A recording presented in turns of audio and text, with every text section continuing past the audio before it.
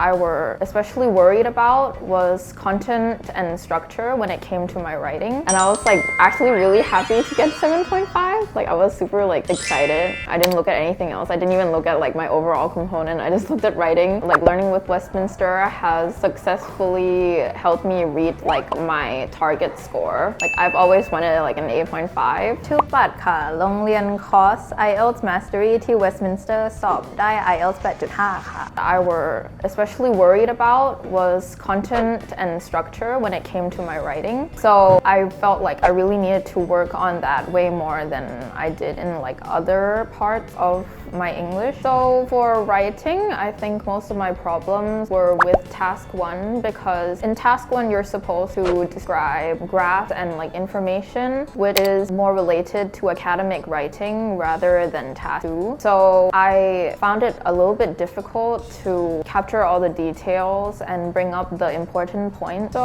I would like to apply to Faculty of Medicine in Thailand that require higher English scores or like the English programs that accept students with higher proficiency in English. I think that it's very advantageous for you to have a high score in your portfolio in anything at all because it makes you stand out. I learned with my teacher. He's guided me through like every single aspect of IELTS, not just writing. It's just that I've gotten an emphasis in writing. I feel like it has really made me realize where are my weak points. I felt like I wasn't forgetting anything between my lessons and there was like enough time for me to do my homework and come back and like receive feedback and go back and practice again, which I felt like was the best way for me to learn. So it took a lot of practice because I did that for like around a month. And for writing, I did like around like twice a week. I wrote a lot. So it takes a lot of practice to like refine your skills. I feel like it worked. Is the appeal paragraph where you start off with you make a point and then you explain